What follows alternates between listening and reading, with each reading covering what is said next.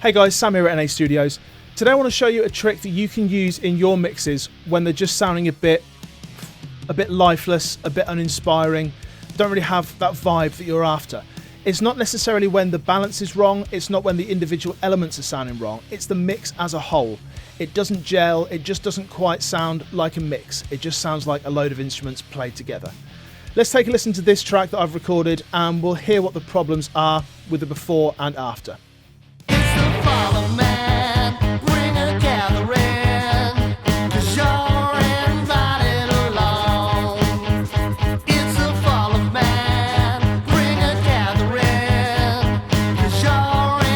So on the after example, we just heard everything just gel together. Everything had a bit more vibe, a bit more life to it. And it's just using one very simple chain. We're going to take a look at it in a moment, but first off, this is using reverb on the full mix. And I know everyone tells you shouldn't do this. Everyone says you shouldn't put reverb on the whole mix. You shouldn't put reverb on every instrument. It's going to sound muddy. It's going to sound like this, like that. The problem is, I think that audio is one of those fields where there's no right or wrong answer. If it sounds good for your track, then it's the right thing to do for your track.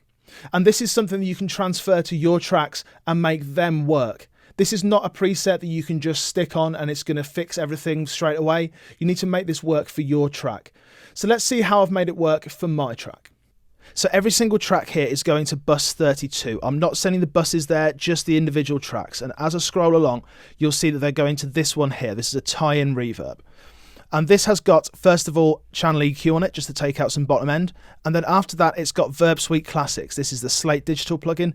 You can use any reverb for this, anything that can give you like a relatively small room. This is just under 1 second decay. I think it's 700 milliseconds decay. It's not massive. It's not cavernous. It's not what we typically think of as reverb. Reverb to a lot of people is that long, sustained thing that you have in a mix. But here we're using it for a completely different reason. So let's just take a look at what I've got. I've got a relatively small room, as I say. This is Studio A in the BM7 collection, decay of 707 milliseconds, and I'm bringing up a little bit of the top end. I'm not doing anything to the bottom end because I've already done that using this EQ. The reason I'm using that EQ is to take out some of the low end information, some of the dirt. You'll hear that when you bring this EQ away, when you take it off, you actually hear the reverb far more. So let's just take a listen to just what this reverb is doing. Then I'm going to get rid of that EQ and you'll hear why I've gotten rid of that bottom end. This is just the reverb on its own.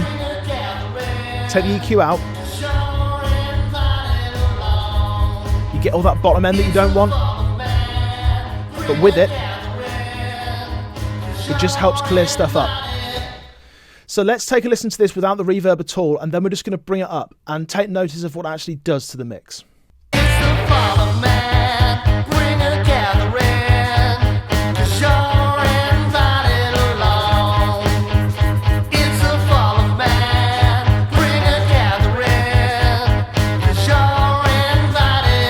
It just adds a whole sense of dimension to it. And because I've got this EQ over here, the high end, it's actually brightening up the mix as well, but it's kind of doing that in parallel. It's just doing it to the reverb sound, which is really effective. It's adding that element of gel. It's adding the element of one single mix that is all happening at the same time. This track was all recorded in this room, a small room for drums. Then everything else was recorded through a Kemper, through amp simulators. It's not real amps. It's not everything being played by one band all together in one room. And that's why this trick works so well, because it makes it sound like it is. So how can you apply this to your mix? Well, it's not that this setting is going to work for every single mix, but it is going to work for every single genre.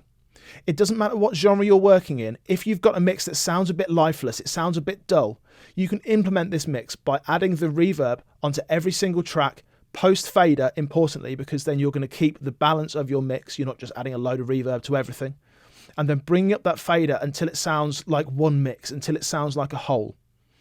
Take the reverb away and it sounds a little bit dead. It sounds a bit lifeless. But bring that reverb back in. You don't hear the reverb. You just hear the mix come to life. And that's exactly what we're doing here. I hope this has been helpful. Thanks so much for watching, and I'll see you again soon. Take care.